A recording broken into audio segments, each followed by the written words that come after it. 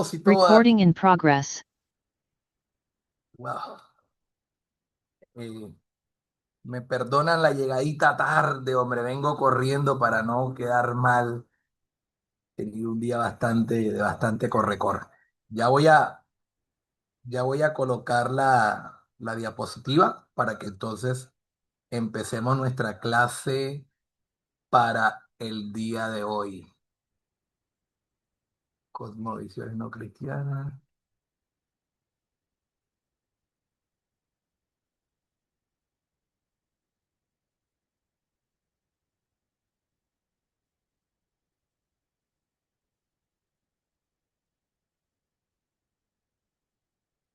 Recording in progress. Sí, pastor. Dale, ¿cómo estás, pastora? ¿Cómo has pasado?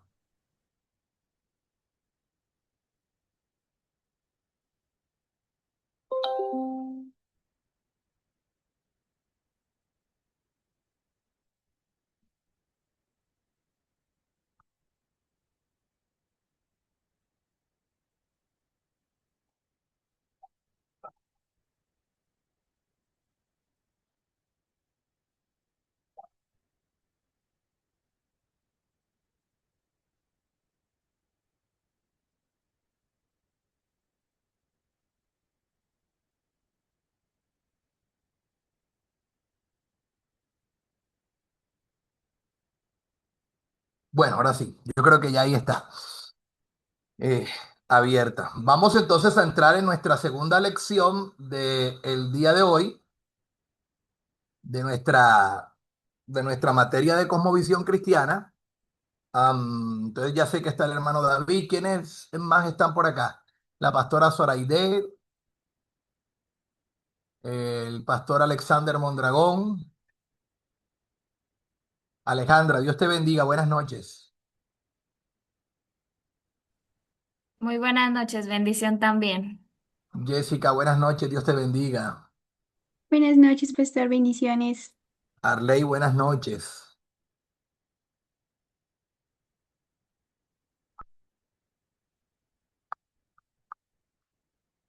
Bueno,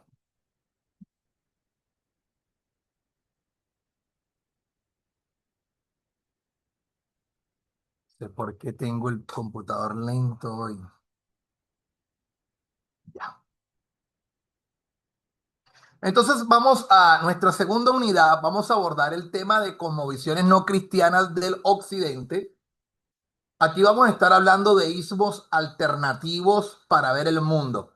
Yo quiero que ustedes tomen apuntes de la clase y le vayan quedando, porque la actividad final que les va a quedar para poder completar esta materia tiene que ver con un cuestionario que les voy a dejar y ustedes van a tomar el recurso para contestar el cuestionario de las clases y tres documentos o tres libros que hemos estado trabajando o que vamos a trabajar durante toda la materia, ¿no? Que tiene que ver con James Sire, con su libro de El universo de al lado. Es uno de los libros que hemos estado utilizando y que vamos a seguir utilizando a lo largo de la clase. Muy bien. Am, lo primero que vamos a hablar entonces en esta mañana, en esta noche, tiene que ver con el declive de la trascendencia y el ascenso del humanismo. Am, pero antes de entrar allí, si hay algo que debemos de tener en cuenta, es que las cosmovisiones no son piezas de museo, sino que son una reacción en cadena, y yo creo que hoy vamos a podernos dar cuenta de eso. Y cada una de estas cosmovisiones lo que buscan es tratar de resolver problemas de una situación anterior hasta que ha llevado al ser humano a un abismo, y ese abismo tiene que ver con el posmodernismo, básicamente que ya hoy estamos viviendo, pero vamos a llegar allá poco a poco. Lo primero es hablar acerca de el declive de la trascendencia y el ascenso del humanismo. Para eso lo primero que vamos a tocar y vamos a hablar acerca de el deísmo, no teísmo, sino deísmo. En el deísmo tenemos que tocar un tema del Dios relojero o el Dios indiferente. Aquí debemos de entender que esta cosmovisión representa el primer paso en el alejamiento de la soberanía directa de Dios sobre su creación. ¿Cuál es el origen de este deísmo?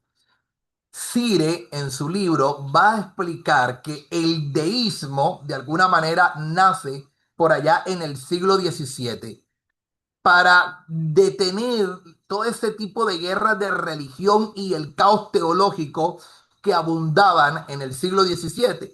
Y de alguna manera estaba buscando o buscaba una religión natural, una religión que se basaba solamente en la razón de que todos pudieran de alguna manera aceptar.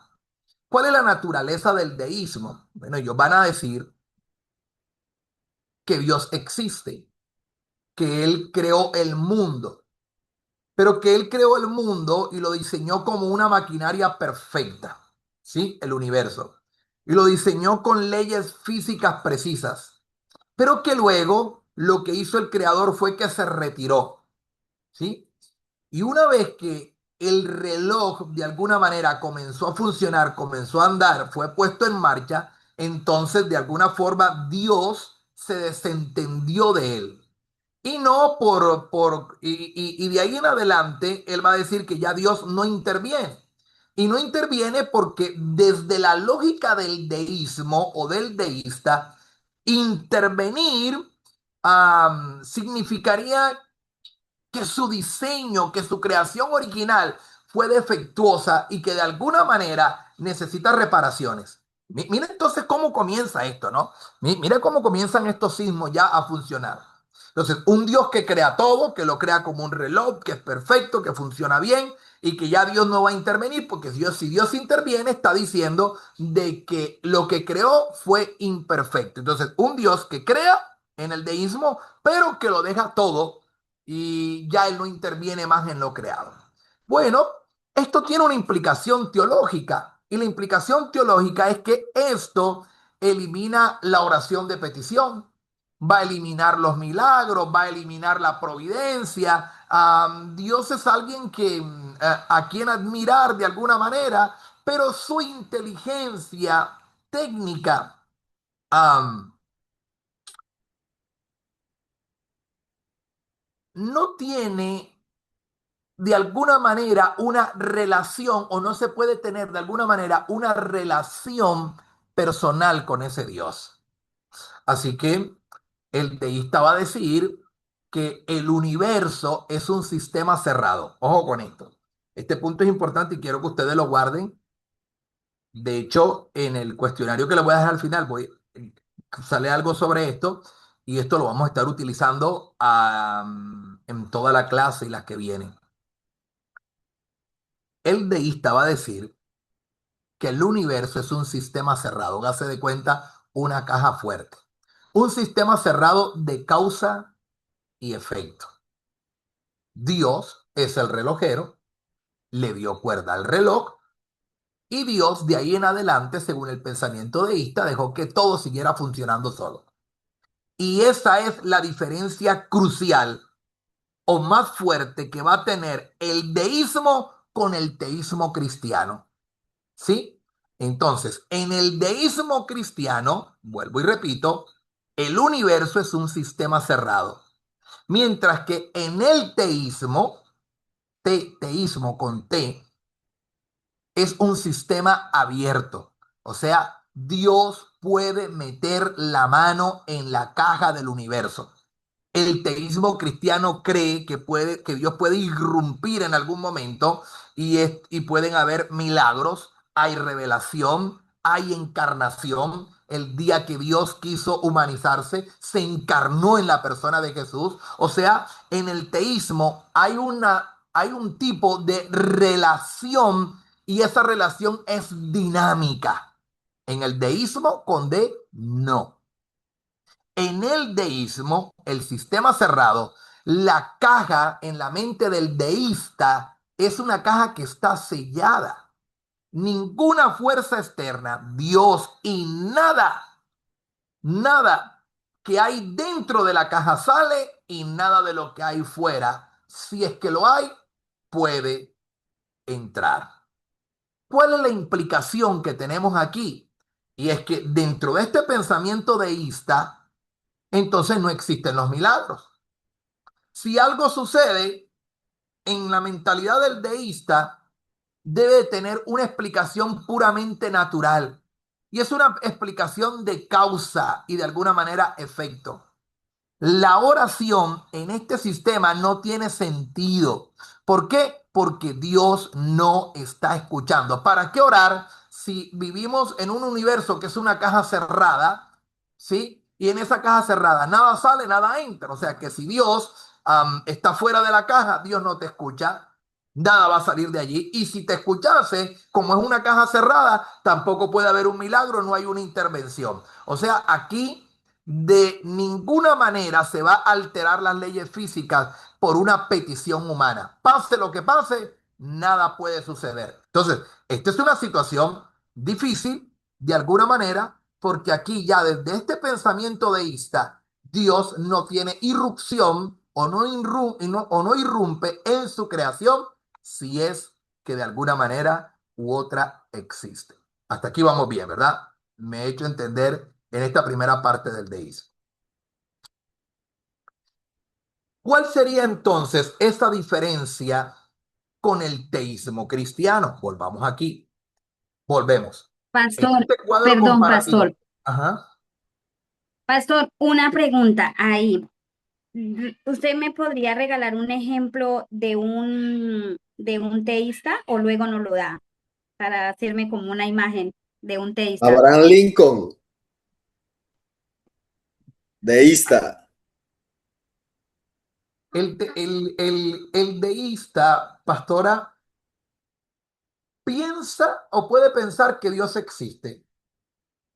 O si Dios existe, no lo sé. Si no existe, tampoco lo puedo afirmar. El punto aquí del pensamiento de ellos es que Dios no interviene en la creación de ninguna manera. Ya, si él creó, se fue y dejó todo a la deriva. Es un sistema cerrado. No sé si eso me hago entender un poquitito allí, ¿no? Si tú miras el cuadrito comparativo del Sí, sí, teísmo, pastor. sí, si tú miras el cuadrito comparativo, por eso tú encuentras gente que te dice coloquialmente, un ejemplo, coloquialmente, había un tipo que la mamá iba a la iglesia, que yo pastoreé en Barranquilla, y yo le hablaba de la oración y él me decía, ¿para qué orar? Eche, si ese man está muy ocupado, loco. Ese man, tú sabes todas las vainas que ese man tiene para resolver, y yo voy a ir a venirle yo a ponerle más problemas a él y voy a ponerle mis peticiones. No, hombre, si ese man no tiene tiempo. Parece un lenguaje bien popular, su forma de hablar y demás, pero él, sin darse cuenta, su cosmovisión es deísta. Dios no interviene porque Dios está allá, está ocupado, esto es una caja cerrada, aquí nada entra, pero tampoco nada sale. Todo es causa y efecto. Mira que el teísmo, que es ese sistema abierto, Dios es el que sostiene todo, está activo, Él lo sostiene. Eso nos dice Colosenses 1:17. Y de alguna manera u otra, como Dios sostiene todo, el creyente puede llegar a pensar, o el teísta puede llegar a pensar de que Dios interviene en su creación y que aunque yo esté pasando una situación difícil, Dios puede hacer un milagro hoy. Puede ser que se me cierren las finanzas. Dios puede hacer un milagro. Dios se va a mover de alguna manera. Yo creo que Dios va a hacer algo. En el deísmo, que es ese sistema cerrado, ¿sabes qué Dios para él? Dios es un espectador. Y como el universo es una máquina, como el relojito que se le dio cuerda y se echó a andar, entonces la máquina es una máquina autónoma. Y a partir de ahí, nada más puede suceder. Hablemos un poquito más de ese sistema abierto y cerrado. En el deísmo, el conocimiento, hablemos de el conocimiento, cómo se llega al conocimiento en el deísmo, puesto que de alguna manera aquí Dios se retiró y no hay revelación especial en el deísmo. O sea, la Biblia no es palabra de Dios, sino que ahí en el deísmo es un libro humano que tiene algo de sabiduría moral. Entonces, el hombre solamente puede conocer a Dios a través de la razón y el estudio de la naturaleza, que es de alguna manera la revelación innecesaria. No necesitamos la Biblia. Estoy parado en el paradigma deísta. Solamente la razón para observar las leyes naturales. En el deísmo aquí funciona la razón. Dios aquí se vuelve irrelevante. Si el sistema de alguna manera u otra está cerrado y Dios no entra en él, entonces el siguiente paso lógico que va a producir, o sea, lo que viene en cadena, lo que va a ocurrir de aquí en adelante es que el deísmo ah, promovió o impulsó a que nos abriéramos paso al siguiente paradigma, que es el naturalismo. El naturalismo, fíjate cómo va esto en decadencia. Ya en el naturalismo es quitar a Dios de la ecuación por completo. Ya aquí, como el sistema es cerrado, entonces esto se explica solo. Si el sistema es cerrado, Dios no interviene, Dios no entra, nada sale, nada entra, no necesitamos a Dios. El fin del deísmo es que se va a colocar o se va a volver una posición inestable. Porque si Dios no interviene, si Dios no se comunica y Él no juzga, ¿para qué entonces necesitamos a Dios? Llegó a pensar el ser humano. Si Dios no interviene, no juzga, no se comunica, bueno, es lógico ahí, ¿no? Entonces, ¿para qué el ser humano necesita a Dios? Y el deísmo, de alguna manera, va a terminar volviéndose en el puente para que el ser humano llegue o cayese en el naturalismo. Hablemos entonces del naturalismo, porque ya en el naturalismo la materia es todo lo que hay. El origen del naturalismo surge cuando el hombre decide que el Dios ausente del deísmo innecesario, con todo el auge de la ciencia que está impulsada con figuras como el señor Comte, Augusto Comte, va a llegar a concluir que solamente la materia es eterna. Lo que decía el compañero, se me va el nombre, la semana pasada le estuvo, Arley, lo que decía el compañero Arley la semana pasada. Entonces, claro, parte de Augusto Comte, ¿no? Entonces, la materia es eterna. Aquí, la naturaleza, Dios va a ser eliminado, ya Dios aquí no está. El cosmos es un sistema cerrado y es un cosmos que está cerrado y solamente regido por leyes físicas.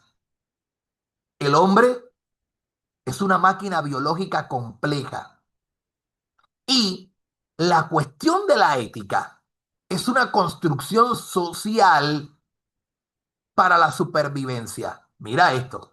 Mira el declive, y aquí vamos aquí. La construcción, la ética es una construcción social. Ya no está determinada por Dios y su palabra. Esto va a ocurrir en el naturalismo. El fin es que, aunque el naturalismo parece sólido, el naturalismo lleva a una conclusión que es bien aterradora.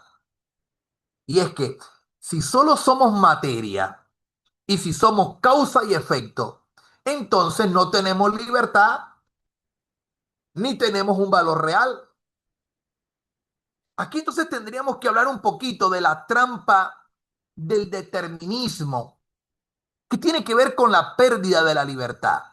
Y Sire, hablando del universo, en su libro del universo de al lado, Sire va a argumentar que si el naturalismo es cierto, el ser humano es una máquina biológica que está dentro de ese sistema cerrado. La lógica, si cada pensamiento que tengo es solo una reacción química o es un disparo de neuronas que está causado por un evento físico anterior a ese momento, entonces yo no elegí pensar eso. No fue mi elección. El pensamiento que me vino por una causa anterior, pero yo no elijo ni siquiera yo qué pienso ni qué decido.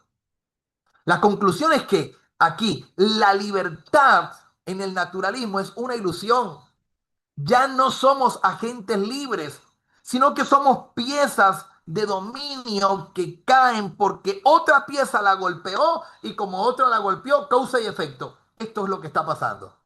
Como dice Sire, si no hay libertad para elegir, entonces no hay responsabilidad moral. Si yo no tengo libertad para elegir, yo no soy responsable de mis actos. Fíjate toda esa situación, porque yo no elijo. Me tocó, algo me llevó, yo no elijo sobre lo que hice, pare de contar, otro lo hace por mí. En este pensamiento vamos a hablar acerca de la muerte de la dignidad, porque aquí hay una pérdida del valor real. Mientras que en el teísmo el valor del hombre es intrínseco y hablo de el imago Dei, porque en el teísmo el hombre es imagen de Dios. En el naturalismo el valor es relativo y utilitario. La lógica es entonces que si somos solamente materia que se organizó por el azar durante de millones de años, entonces usted y yo no somos especiales. Lo que el ser humano es en este pensamiento es un accidente bioquímico, más que un universo que se encuentra allí en un universo que es indiferente a él mismo. En suma, es que no hay diferencia ontológica en este pensamiento real entre el ser humano y una piedra. No hay. Ambos, ser humano, una piedra, un ser inerte, son solamente configuraciones de distintos átomos. ¿Y esto qué pasa? Esto destruye la base de los derechos humanos universales. ¿Por qué? Porque el valor pasa de ser algo que la sociedad decide otorgar o la sociedad lo quita. Radica en la misma, recae sobre la misma sociedad. Aquí entonces va a aparecer un conflicto epistemológico, ¿sí? Y es que podemos confiar en nuestra mente. Y mire que Sire viene y plantea un argumento que de alguna manera también usó C.S. Lewis y Albert Platinga. Ellos van a decir, si mi mente es solamente el resultado de procesos físicos azarosos que buscan la supervivencia y que no buscan la verdad, ¿cómo puedo saber que mi razonamiento sobre el naturalismo es verdadero? O sea, si la razón es un accidente, la ciencia misma está perdiendo una base sólida. Ah, aquí hay una diferencia, o más bien aquí vamos a encontrar el dilema del naturalista honesto. Por ejemplo, si un criminal comete un acto atroz, pero su cerebro es solamente un sistema cerrado de causa y efecto, es bioquímica, la pregunta sería, ¿podemos realmente culparlo o es simplemente una máquina descompuesta? porque como es causa y efecto,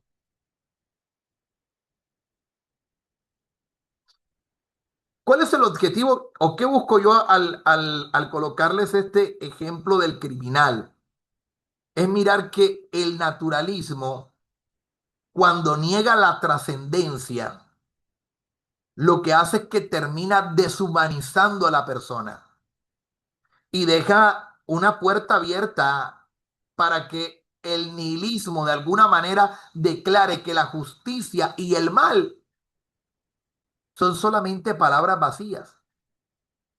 Y este pensamiento o esta conmovisión llega y le abre la puerta al nihilismo. Entonces, fíjese cómo comienza esto.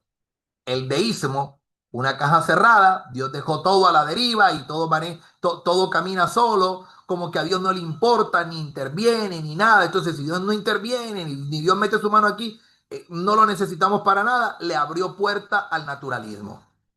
El naturalismo llega y niega la trascendencia del ser y de alguna manera u otra deshumaniza al ser humano. Entonces aquí se le abre puerta al nihilismo. Ahora, cuando llega el nihilismo, am, el ser humano va a empezar a caer en ese abismo del sinsentido. Porque el nihilismo aparece cuando ese naturalista se da cuenta de que vive en un mundo donde no hay base para el conocimiento, y con esto me refiero a la verdad. No hay base para la moral, y me refiero al bien. Entonces, no hay base para propósito. Si no hay una base para el propósito, o sea, en el teísmo el ser humano es un propósito divino, en el teísmo, no deísmo, teísmo. Pero si no hay propósito, quiere decir que no hay un significado. Tu vida no tiene significado. La vida del ser no tiene significado. ¿Cuál es el origen? El origen no es una cosmovisión que alguien elija y que la elija con gusto, sino que va a convertirse en la conclusión lógica del naturalismo. Si no hay Dios, si el ser humano solamente es materia, entonces no hay base para la verdad, no hay base para la moral o para el propósito en el ser humano. Naturaleza es la negación de todo. Aquí la justicia es una ilusión y el amor es química. La muerte es el fin de una broma pesada que estamos viviendo. Es el hijo huérfano de alguna manera de la modernidad. Entonces, el nihilismo como hijo huérfano de la modernidad, sí le va a decir que utiliza la metáfora para explicar que el nihilismo nace del naturalismo, pero la modernidad de alguna manera no quiere reconocerlo. Porque es que el origen que se da en el naturalismo prometió de alguna manera que al eliminar a Dios, el hombre iba a ser libre y la ciencia de ahí en adelante lo iba a resolver todo. O sea, el hombre es quien le da vida a Dios de alguna manera en el naturalismo. Entonces, cuando el hombre pierde esa esclavitud,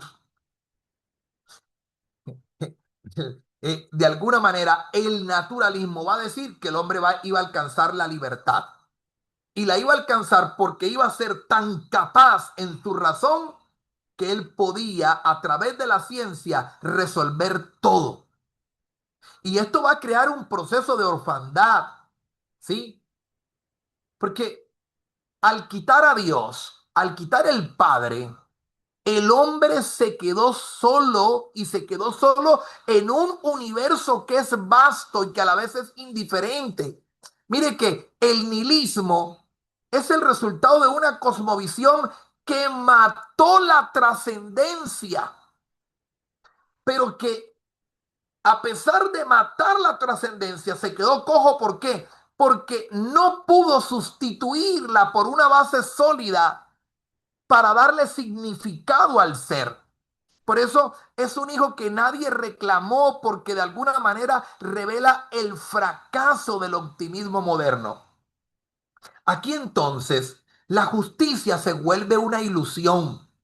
Mire, en el nihilismo no existe un estándar moral objetivo, no lo hay. La lógica. Si no hay un legislador trascendente, y con esto me refiero a Dios, y solamente existe la materia, no hay una ley moral en el universo, porque Dios es el que establece la ley moral. Entonces no la hay. ¿Quién establece moral? No existe Dios. ¿Cuál es la consecuencia de llegar a este planteamiento, a esta etapa de la vida del ser? Es que lo que llamamos justicia es simplemente el poder más fuerte o un acuerdo temporal de la mayoría para no matarse entre sí el uno con el otro.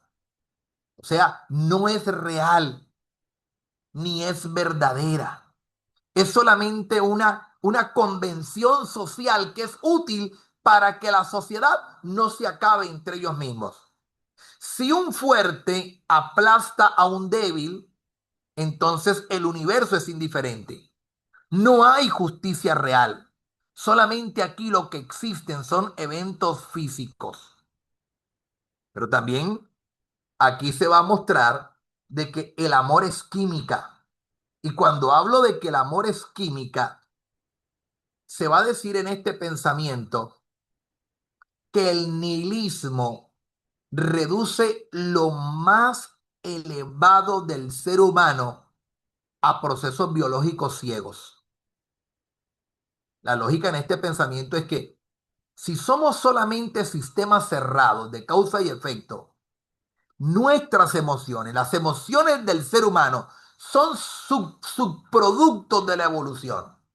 Cuando el ser llega a pensar de esta manera, esto también tiene consecuencias. Quiere decir que el amor no es un compromiso espiritual y mucho menos una elección de la voluntad. Es un impulso neuroquímico, es dopamina, es oxitocina, que está diseñado por la selección natural. ¿Para qué? Para asegurar la reproducción de la especie. Entonces, al reducir el amor a química, se le quita el carácter sagrado y personal que tiene el amor. La muerte en este pensamiento es el fin de esa broma pesada. O sea, esta es la conclusión existencial que yo creo más oscura del nihilismo. Si el ser humano